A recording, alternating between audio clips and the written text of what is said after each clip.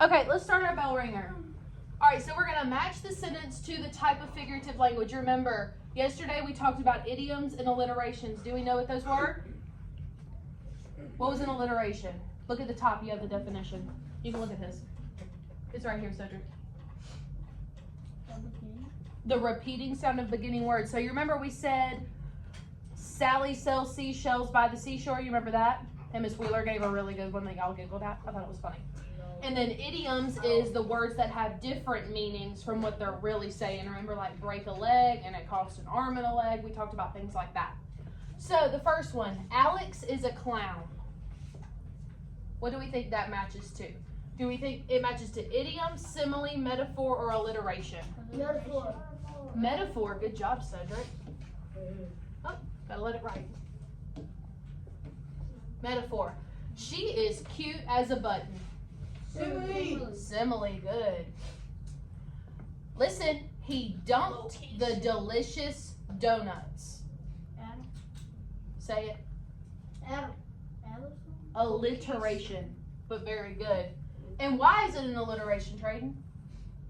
Can you tell me why? Because he dumped the delicious donuts. Remember, it's that beginning sound that we hear over and over again.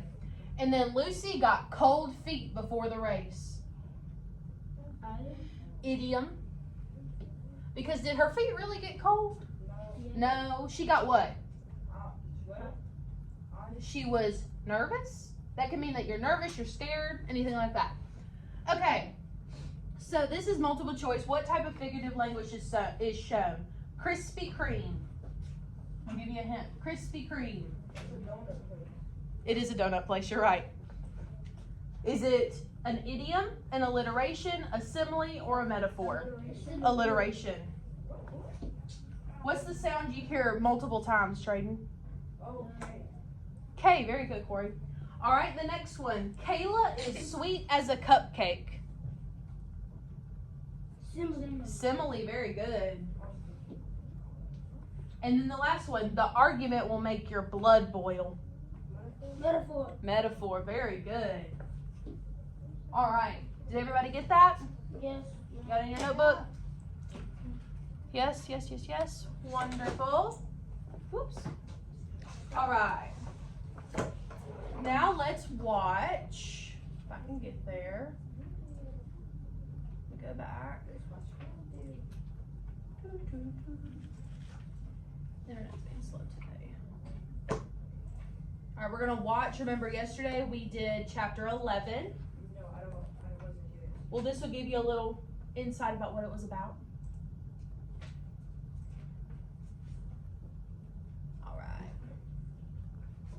All right, listen to what's happening because this is going to help you get ready for chapter 12.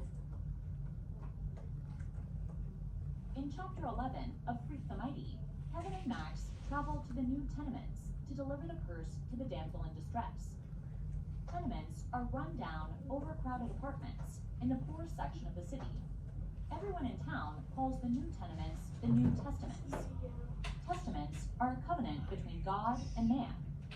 Rodman Philbrick uses irony to compare the violent, drug-infested tenements to the hope and joy of the New Testament in the Bible. It makes sense in the context of the story about Kevin, who lives a better life in his imagination than the stark reality of his world. What will he find in the tenements?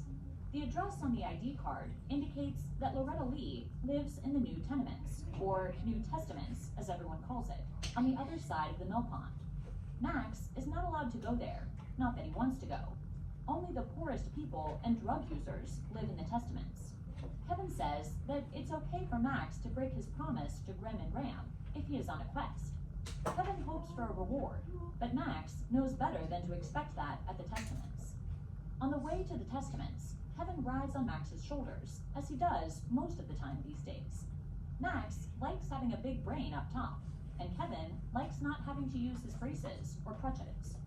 When they arrive and Kevin sees how sad the New Testaments are, he is ready to give up on this one.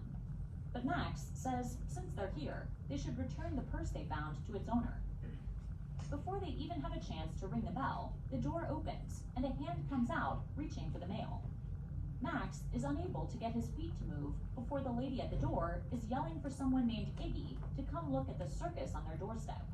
Feeling like this was a really bad idea, Kevin tries to leave, but Iggy steps in his way. The sudden realization that Iggy Lee is the leader of a dangerous motorcycle gang called the Panheads makes Max want to leave as well. After Freak returns Loretta's purse, Iggy forces them inside the apartment and asks for their names. When Freak tries to leave again, Iggy flicks him in the nose. Once Loretta has checked the purse and confirmed that everything has been returned, Iggy demands to know what happened to the money inside it. Understanding that Iggy is trying to extort money from them, Kevin offers Iggy everything he has, $2 and change. And then Loretta remembers, Max is Killer Kane's kid, and Kevin is stuck-up Gwen's kid. Iggy and Loretta reminisce about the dangerous Killer Kane. Is it true he found religion in prison? Max does not know very much about his dad, so he's not sure how to answer any of their questions. Loretta wants to find out if Max is as tough as his dad, but Iggy says he is not messing with Killer Kane's kid. Kevin seems interested to know more about his father when Loretta says she remembers him. Loretta tells Kevin that his dad was a magician. As soon as he heard the words birth defect, he disappeared. Did Kevin's dad leave because of Kevin's birth defect? All right. So in chapter 11, we met Loretta Lee and who else? What was her husband's name? Motorcycle. Iggy. Iggy Lee. And were they nice, classy people? No. What kind of people were they? Mean. Mean's a good one. Were they kind of poor? You could say they were poor. They kind of nasty. Not real nicely kept, you could say. So today we are going to listen to and pause and talk about chapter 12. And the title of chapter 12 is, let me flip my paper, Killer Kane had a kid who got no brain. And we remember that, who did they used to say that to? Who did all the kids say that to? Max Kane. They say it to Max to make fun of him because his dad's where? Jail. In jail. All right, so we're going to listen. I'm going to pause and we're going to answer the questions, okay? All right, here we go. Hello, we're back again with Freak the Mighty, chapter 12. Killer Kane had a kid who got no brain. We're going to go ahead and get right into the reading here. We may have time for an interview afterwards. We'll see about the time limit here. I feel real bad for Freak because he hates it when people try to rub his head for love. But I don't say a word. I just run us home, thumping the short way back around the pond, and my big feet never even trip because I'm on automatic. I'm this running machine. Whoa! Freak says when we get to his house. Now that was an adventure, huh? Evil dude like Iggy Lee, we were lucky to get out of there alive. Freak goes, no way, that was all talk. Yeah, right. The real deal is that I was scared the whole time I was there. And so was Freak. Even if you won't admit it now. Well, that stuff about my father was true, Freak says, studying his fingernails and acting real cool again. The Fairway won't talk about it. All she says is, he made his decision and I made mine. But I know he ran away because of me. And you know what? What? Good riddance to bad rubbish. Let's talk about that for a second. Did you hear what he just said? He said, good riddance to bad rubbish. I want you to remember that. What do you think that means? What is rubbish? What do you think rubbish is? Anybody have a guess? Maybe. I want you to think about that sentence as we're going to come back to it, okay? All right. For some reason, that really gets me laughing. Something about the way he says it. Or maybe it's all that nervous stuff left over from the New Testaments. Whatever. I'm rolling on the ground like a moron, and Freak is strutting around saying stuff like, Loretta, my queen, wouldst thou accept my hand in marriage? And Sir Iggy, wouldst thou all do us all a big favor and fall upon thy sword? And I'm laughing so hard I can hardly breathe. Everything is pretty much okay after that. One thing we don't do, though, we don't talk about my father, good old Killer Kane, which is fine by me. school. For the last week or so, it's like getting jabbed with a little needle every time I hear that word. Graham is trying to pretend how excited she is I'm finally in the 8th grade, like this is really a big deal. Which is a joke, because the only reason I got passed from 7th grade is because they figured this way the big butthead can be, quote, someone else's problem. Thank God, we've had quite enough of Maxwell Kane. So he finally made it to 8th grade. And what did he say was the reason he thinks he passed the 7th grade? Tell me. Because they wanted to just pass him on to somebody else. They did not want him to be their problem anymore. Why do you think that is? He had trouble. Maybe he made trouble. Maybe it's because he didn't make good grades. I don't know. But now, here we go. Summer's over. Their summer of quests and adventures is over. No more freak coming to his bedroom window and knocking in the mornings. We're back to school, okay? All right. Unquote. Graham takes me out to the mall to get new clothes, which is about as much fun as going to the dentist. Except maybe worse, because at least at the dentist, you're mostly in a chair with the door closed. We're at the mall with Graham, it's like, hello world, here I am, take a good look. This girl in the store, she's got this little smirk and she goes, 13 triple E, do they make shoes that big? And Graham goes, I'm quite sure they do, dear, you just go ask the manager. And then she looks at me and she goes, Maxwell, this is not major surgery, so will you please, as a special favor for me, wipe that wounded look off your face and try to be polite? Yeah, right.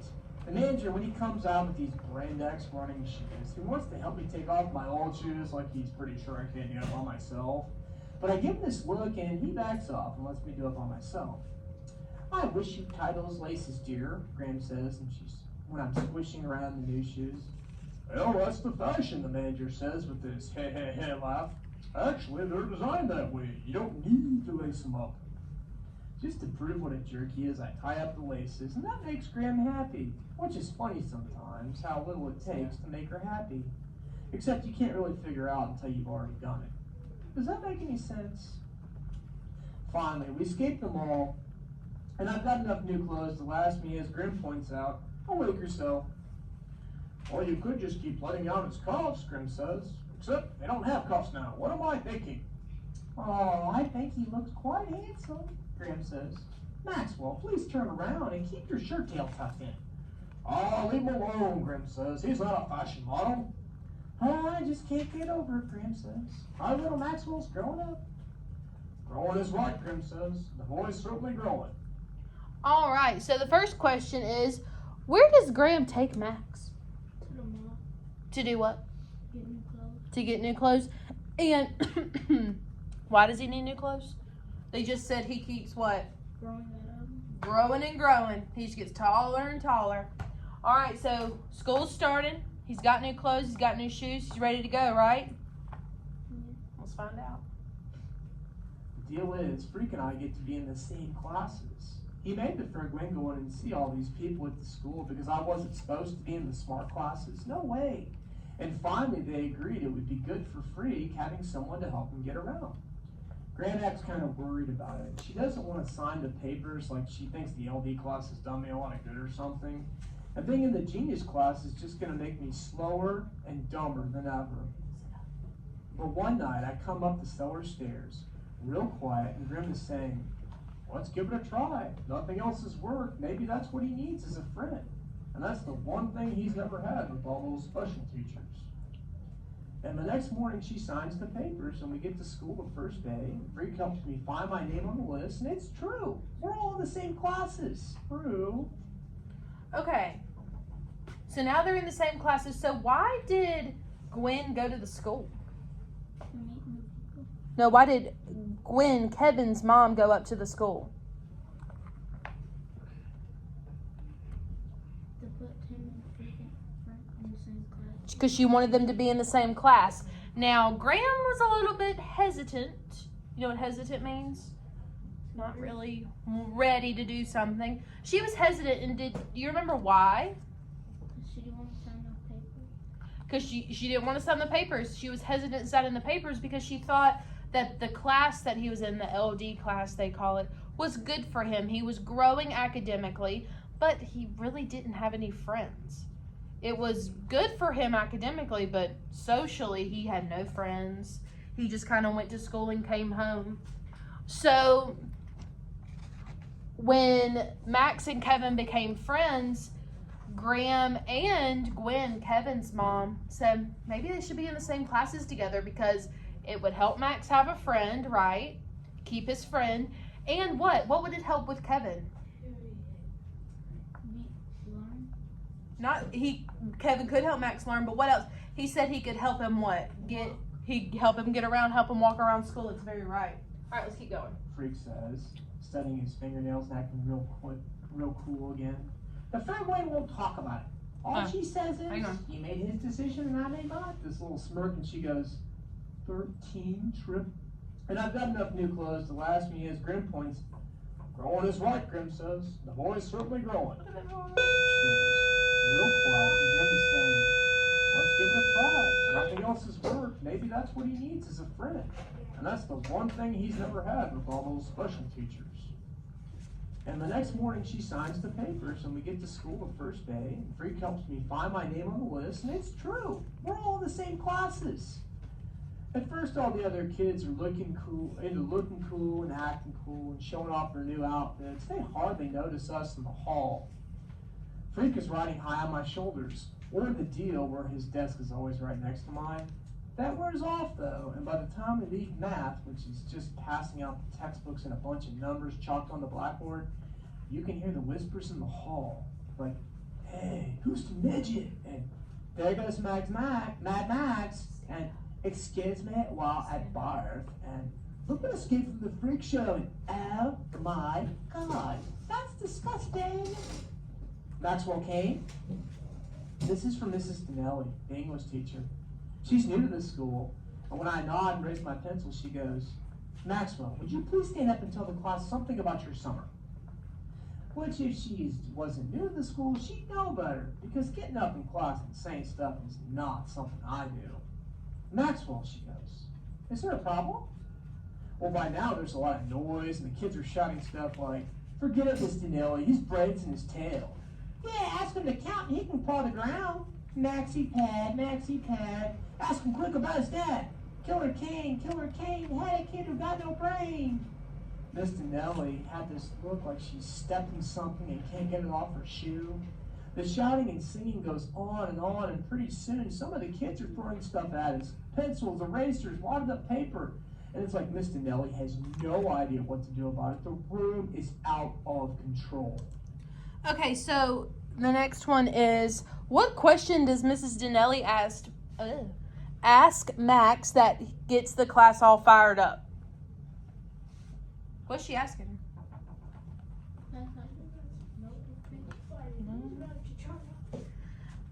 He hears, Maxwell Kane? This is from Mrs. Dinelli, the English teacher. She's new to the school, and when I nod and raise my pencil, she goes, Maxwell, will you please stand up and tell the class something about your summer? And Max doesn't answer. Do you know why he doesn't answer? Because he does not like to speak in front of people. He's nervous about public speaking. So she asked him what he did, to tell the class what he did that summer. And the class goes crazy. They start shouting all these nasty things. And then something else happens. Then Freak climbs up on his desk, what makes him about as big as a normal person standing up, and he starts shouting at the top of his lungs. Order, he shouts! Order in the court! Let justice be heard! And for some reason, maybe because he looks so fierce with his jaw sticking out, his little fists all balled up, and the way he's stamping his crooked little feet, everybody shuts up, and there's this spooky silence. Finally, Miss Dinelli says, you must be Kevin, is that right? Freak has this look like he's really fierce. Still acting really fierce, and he goes, well, sometimes I am. Well, sometimes? What does that mean? It means sometimes I'm more than Kevin. Oh, says Miss Dinelli, and you can tell she has no idea what he's talking about, but she thinks it's important to hear him talk. So Kevin, she says, can you please all give us an example? The next thing I know, Freak has his hands on my head. He's getting himself on my shoulders and he's tugging at me in a way that I know means stand up. So I do it. And I stand up in class and I see Mr. Noah's eyes getting bigger and bigger. I'm standing there with Freak high above me and it feels right. It makes me feel strong and smart.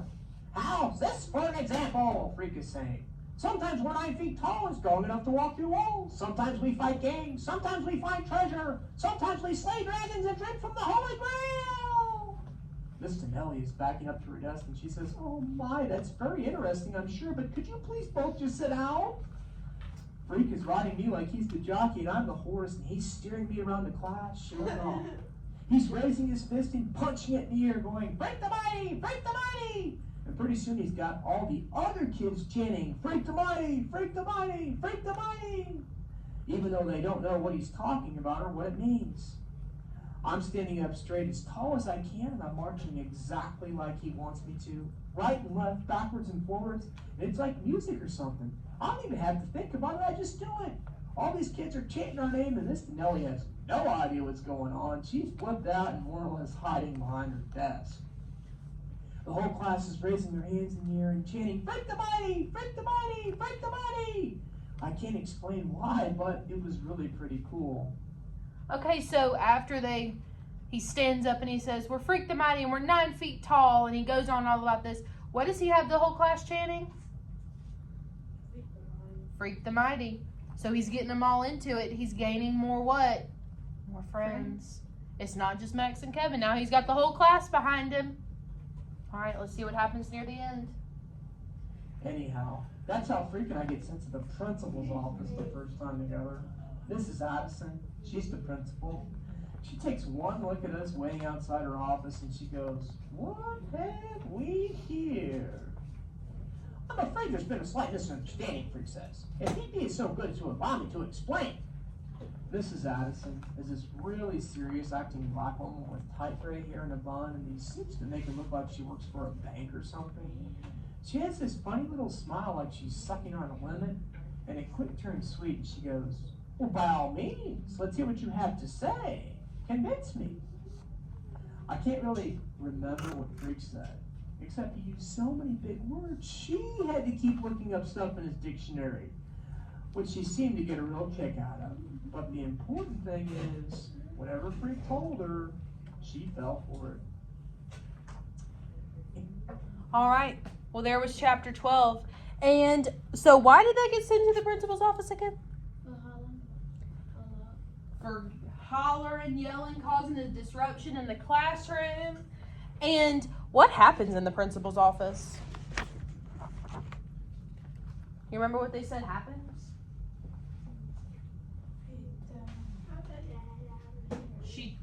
Freak tells her what really happened, right? He said, Max goes, well, whatever she said, it was convincing. Or high level vocabulary enough that she kept having to look stuff up in the dictionary, and she's like, okay, whatever, it happened, so be it, right? All right, so do you remember, so we're done with chapter 12. Do you remember that sentence, oh, the mouse is over here. When I said, remember this sentence, good riddance to bad rubbish. Do you remember that? Yes, we talked about what rubbish was. Well, we are going to do something. Let's see. All right, we're going to talk about this sentence. And we are going to analyze it. Do you know what the word analyze means? Analyze means to dig deep, find out about what's happening. So we're going to start this foldable today. We'll finish it another day with the rest of the chapters. But I've already written your names on it, and we're going to focus on the middle part. Matthew. Where are you going? Okay, sharpen your book.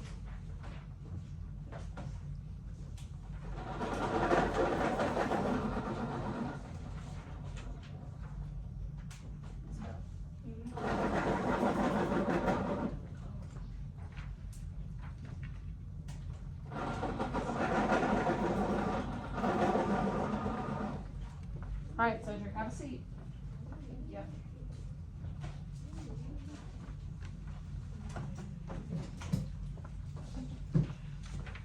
All right.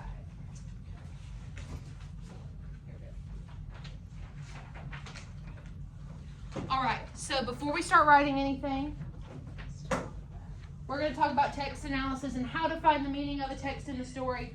We're going to be like detectives. We're going to take our sentence, we're going to break it apart and talk about it. Cedric, up here. Yeah. Thank you. So, what I did was I broke it into steps. So, we're going to find the text that we want to analyze. Well, it gives it to us. Check. And then we're going to reread the passage, the paragraph of the page that it's on. We're going to do that in just a second.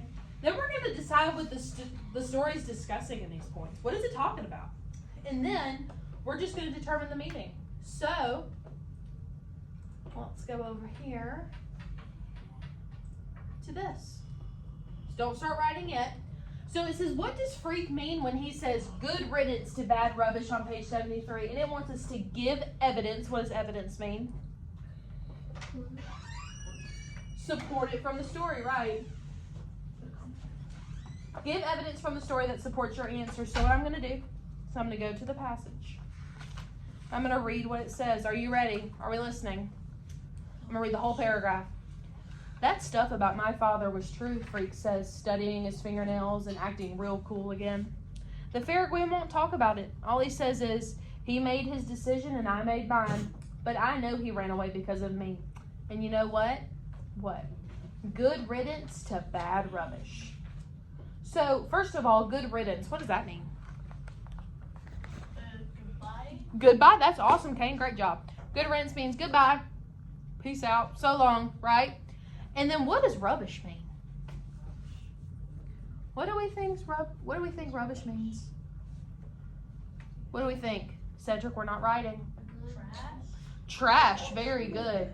Cedric, we are not writing that. Wait a minute and I'll give you instructions. Are we supposed to like that? Wait, I will give you instructions. So good riddance, so goodbye to bad trash, right? So that's what we're talking about. So we're in this middle section here, and here's what we've broken it down to. It means when someone bad goes away, and it's a good thing. Kevin's dad left when he heard birth defect. What is a birth defect? Do you know what a birth defect is? Like a bird. Maybe like a birthmark. Close. What do you think? What do you think a birth defect is? So we know it's when a baby is born, right? And what does defect mean? What have we learned about Kevin? He's got what? What kind of condition? Is it Mercutio? So he was born with a birth defect. And his dad was like magic. He disappeared, right? So, his dad was like magic. He disappeared when he heard birth defect. Okay? So y'all go ahead and write this in the middle right here. Under chapter 12. Oops. Under chapter 12. We're just going to focus on chapter 12 today.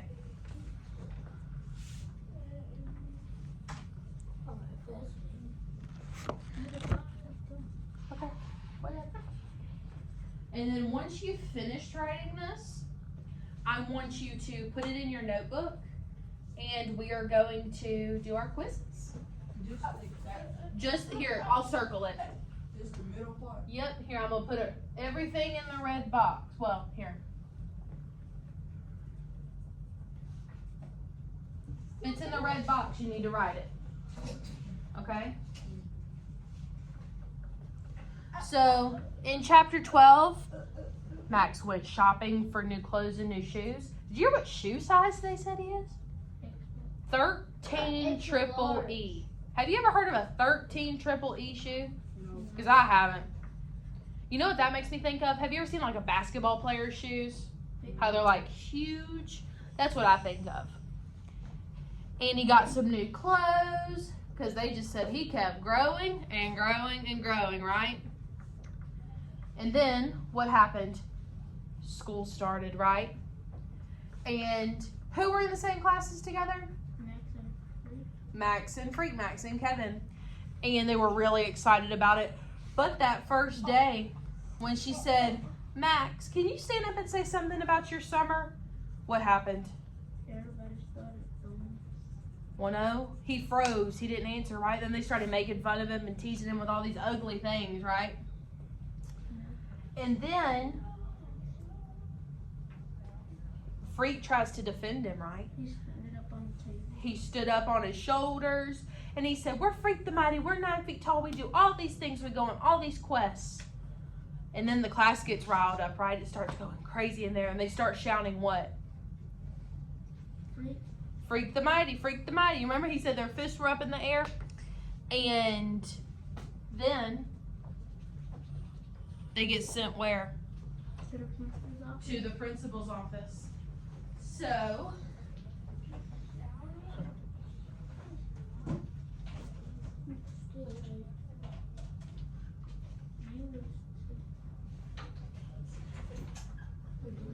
all right. Claire, are you finished writing? All right, go to the computer and get on quizzes. Good job, guys. Miss Wheeler, wait. Thank you.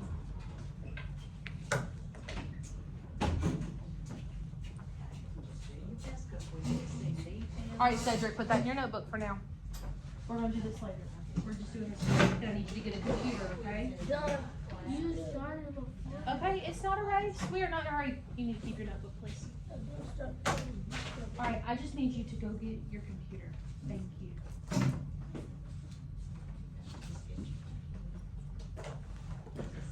You got it. I need you to go to quizzes and just wait, because I'm gonna get you to type in a code. In Miss G's room, you gotta come to mine. No. Gotta come to me in fifth. It's science in Miss G's room.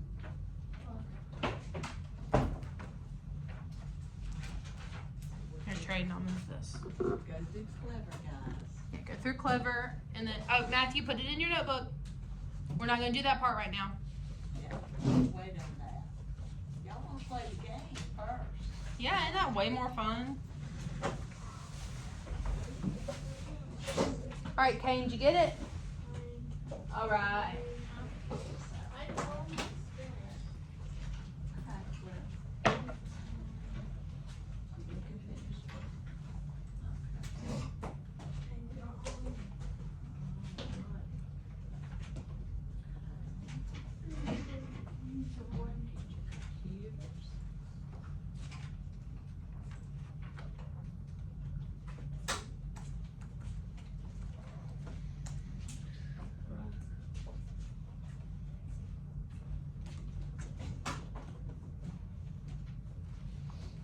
All right, I'm gonna go ahead and press start now so we can get the code up. And please write your real name, no silly names, because this is gonna be for a grade, okay? Type it in as your real name. Because that's the way the grade is gonna show. I don't know who Sir Lancelot might be, but I know. Or Freak the Mighty. Correct, can't be I don't know those who guys. that is. Isabel, type your password in. Oh, did her password change? No, it's right there in front of you, dear. I'll be right there to help you. Just a minute, I'm just trying to rearrange your paperwork here. Let's see here. Clear, log in. Alrighty, now just hold still, we'll get there. Exclamation point. I think the exclamation point is gone. Here, let me try. They took it off. Nope, that one didn't work either. Oh, his caps lock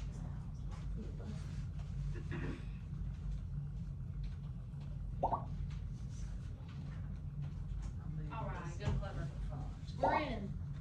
Very good. All right, I see Trayden, I see Cedric, I see Corey. Thank you all for writing your names correctly. I appreciate that. That's okay. We're gonna wait for everybody. Good job. We all excited to play this. It's a little bit different. Miss Huh? Wheeler doesn't do this.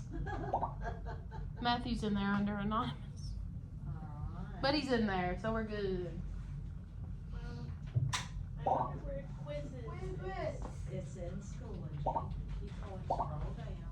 No, it's in clever. Clara, type in your password.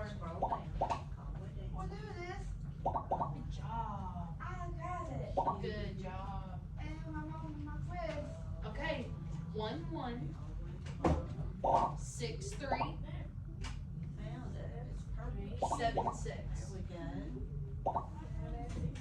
go. Good job. Classes use Alright, a lot. press start. So punch in that code and we're away. Alright, let's wait right there. Good job. Go to Clever.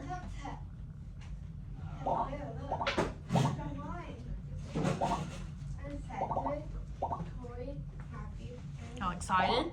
I promise you will get them alright. You got this. Gotta do the Alright, number stop trading. first. Stop Cedric. No. No, stop. 116 No, stop. 376. Matthew, stop. Yeah, you got your name. Okay. Alright, we're still waiting. She's almost there. Good job. Everybody's helping everyone. Alright, so enter this number. 116 376. Alright. That's cool.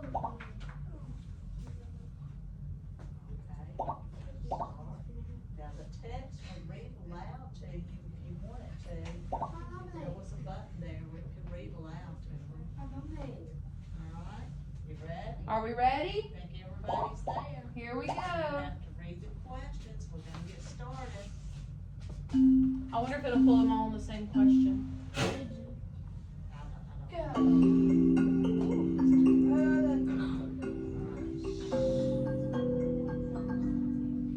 Alright, question 1. What did Freak say about his father leaving him? Does everybody say that? Alright, it's all random. Max thinks he passed 7th grade.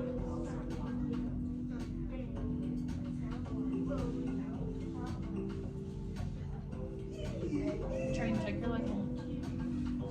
Cedric, would you like me to read it? Okay. Alright. What is it that people do to Freak for good luck? Shake his hand, rub his head, wear his clothes. Stay in school. Don't get upset. It's not working.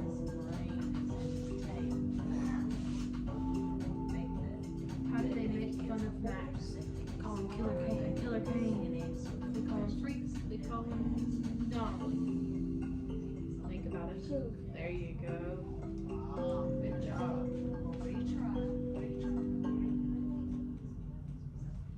Max think he passed 7th grade because his teacher said he was going to be somebody else's problem. The principal's relative, or he brought the teacher's story. You remember we talked about the teacher passing?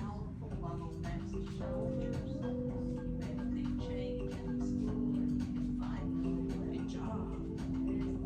It's okay, press reattempt. It'll let you do it again since you accidentally clicked it. How does Max feel about going to school? Was he excited, nervous, or bored?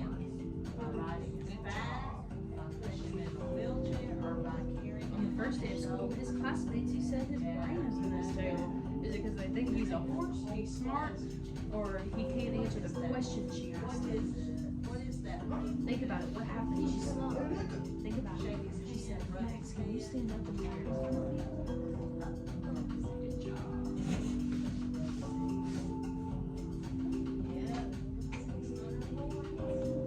Why do you think the students started calling him Freak the Mighty? Because he made a big change.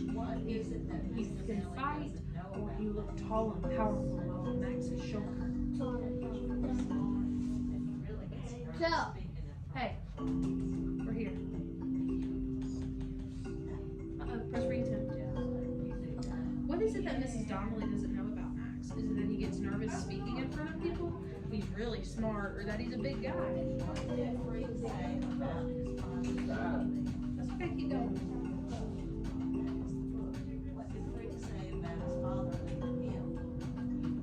What did Freak say about his father leaving him? He's tired of his mother. He left to find work, or he disappeared because of Kevin's birth defects. Good job. Alright, last question.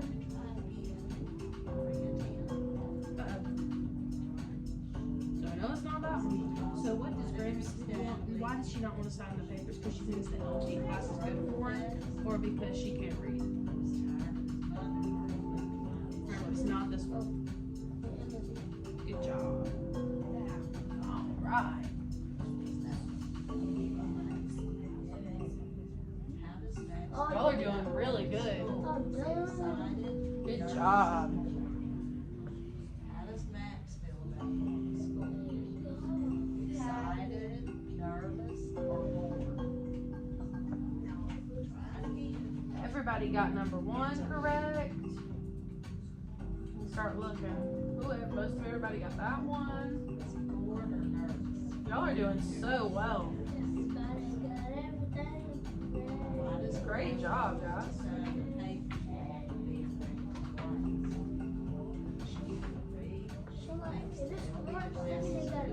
No, it just means not everybody's done with it.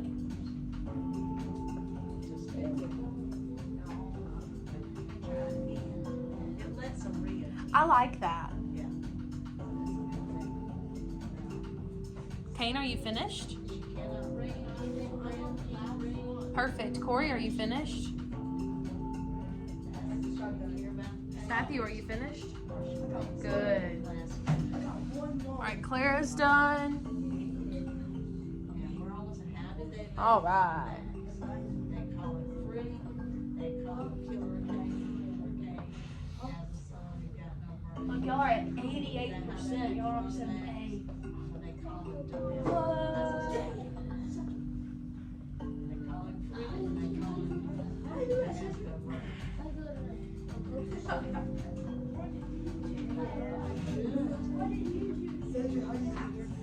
Hey, y'all calm down. Here we go. Let's see. Corey, Matthew, and Trayden. Good job. All right. Did y'all like that? Let's review these questions real quick just to make sure. So let's review. Y'all. Let's review them. All right. So what did Freak say about his father leaving him? He disappeared because remember of Kevin's birth defects, right? We talked about what a birth defect is. All right, number 2. Max thinks he passed 7th grade because the teacher said he will now be someone else's problem, right? They didn't want to deal with him in 7th grade anymore, right? They just wanted to pass him on to 8th grade. So why does Greg not want to sign the papers?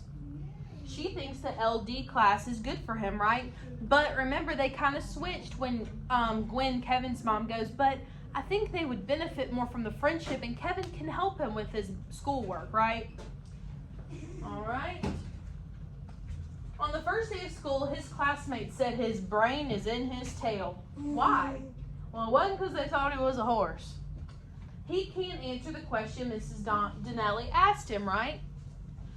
She asked him, Max, can you tell the class about your summer? And he just freezes, right? And that's when everything starts getting kicked up.